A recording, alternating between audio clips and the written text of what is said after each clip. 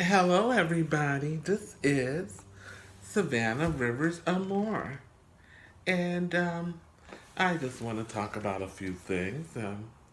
These are, I'm new to the channel. I'm trying to get my channel off. I am a 54-year-old transgendered um, lady. And I also do healthcare. I work in a nursing home. And I also do human services. I um, I just want to talk about a few things.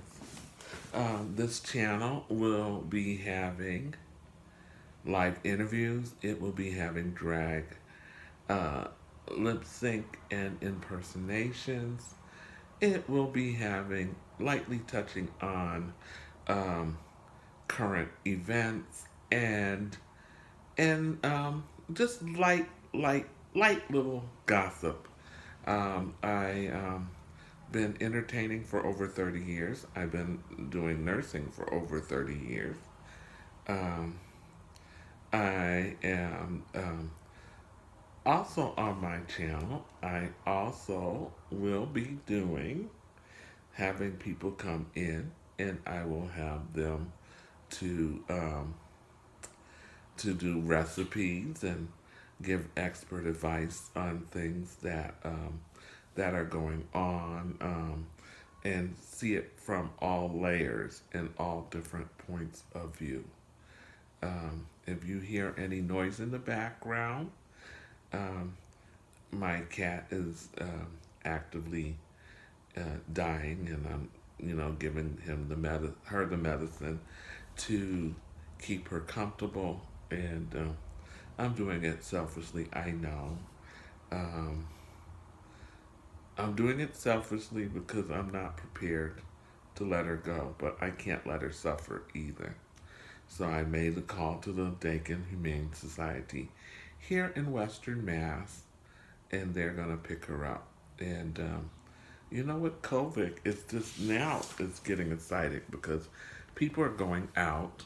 Um, I don't know about the no mask because just because I'm vaccinated and I have my card, who's to say someone else is not vaccinated and they say that they are? So, with that being said, I still wear my mask. I also entertain and I just love it. Um, I'm not computer savvy yet.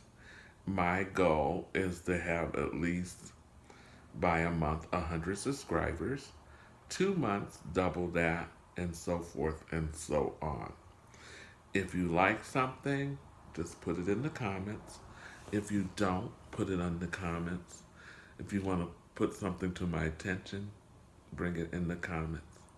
And if you don't give a damn and you're heckling me, as Tasha K says, I don't care. Just put it in the comments. I don't care anyway.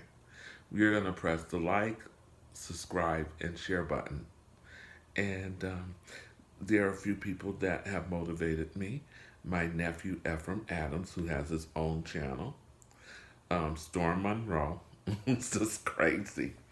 Um, Tasha K, of course. Ashley Miller. And June. June was my biggest motivator because when I saw June and she was struggling, with cancer and, just being sick, and her birthday's June the 1st, um, it just tugged at my heartstring because she was still encouraged and she still was that light. And if I could be a light to anybody, then it's all worth it. It's all worth it. I have my shades on. Usually I don't, but I have them on because I, it's been kind of difficult because, you know, um, with the allergy seasons and whatever. But nevertheless, we will go on some things that are in the news. My advice to people, including myself, when you're going on social media, make sure that whether it be Twitter, Facebook, Instagram, make sure that you think twice about what you're posting because a lot of times prospective um, employers might surf your page just to know about your character, something you might have said or felt years later. You have a different view, and I could say that from experience. Things that hit me a certain way at 34 does not hit me the same way at 54. Um, and it's called maturity. And, and with that being said, the next, the thing I want to talk about is Christy Teigen. Christy Teigen, allegedly, because I don't want any flack the first day, was bullying this young lady, a young white lady, and you know, it was before pre John Lennon. And people that don't know Christy Teigen, I call her John Legend's wife. I don't really follow her. I don't, you know, I know she has a lot of things that she markets. It's like, I think she has cookware or whatever. But something that she said years ago in early 2000 came to bite her in the butt. And it was with, I guess she was bullying this young girl, saying, she was, when you're young, you're impressionable. And I guess she was suicidal, and she said, go ahead and kill yourself. So was brought up again. So, what she did, she was right, she owned it. She apologized, but something like that, you have to publicly apologize to or privately apologize to. And all of her people that supported her sponsorship, like her sponsorship for the cookware, was dropped. Her other sponsorship was dropped. But, in all, that's John Legend's wife. So she still has the bag. But it is a lesson that should be heeded. Be careful what you post on social media. I'll be the first one to say that sometimes, you be in a feeling, but you're not going to stay in that feeling. And so it's best sometimes I do it like this here. I think about it, I let myself cool down. Then, if I have to, I'll privately inbox whoever I'm offended by, or if not, just let it go. And when you let it go, it's the best feeling in the world because I had to let things go. And when you let things go, it's the best because when you're holding a grudge, it's like drinking a vial of poison and expecting the other person to die. It doesn't go that way. It does not go that way. While everyone else is carrying on their lives, you're in your feelings about something that might not be that big of a deal.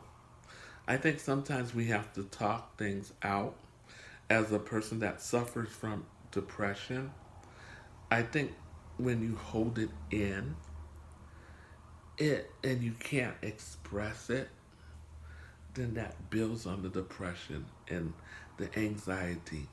And when you want to go forth, you have to go forth because the world is always evolving. It's always evolving. And who wants to be left out in the cold? Not me. All right, so the next thing I want to talk about was happy birthday to Miss Patti LaBelle, who is 77 years old. I can't believe it. She looks phenomenal. I went to a Patti LaBelle concert in the 90s. I don't know. I went to two of them, and Patty, she, I think they deliberately take the mic off, cut the mic off. And I said to myself, this lady don't need any microphone. It was just phenomenal, phenomenal. Warm energy from her, and I do love her patty pies. Patty LaBelle, rock on, sister. Rock on. Then what else do I want to talk about?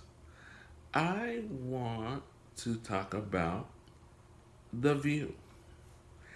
I am not a View watcher. I watch it occasionally. I love Whoopi. I absolutely adore Sonny Huston, or whatever. Joy is the original OG. But for some reason, one of the ladies on The View, I don't care for. I know everyone's view has to be heard. Because I don't think the answer is to the left. I don't think it's to the right. I think the answer is sometimes to the middle. That's why I said I think a lot of things are should be handled bipartisanly. And a couple of times I watched it in Megan, and I understand that they're on time restraint. That I understand. But the thing that I don't understand is okay,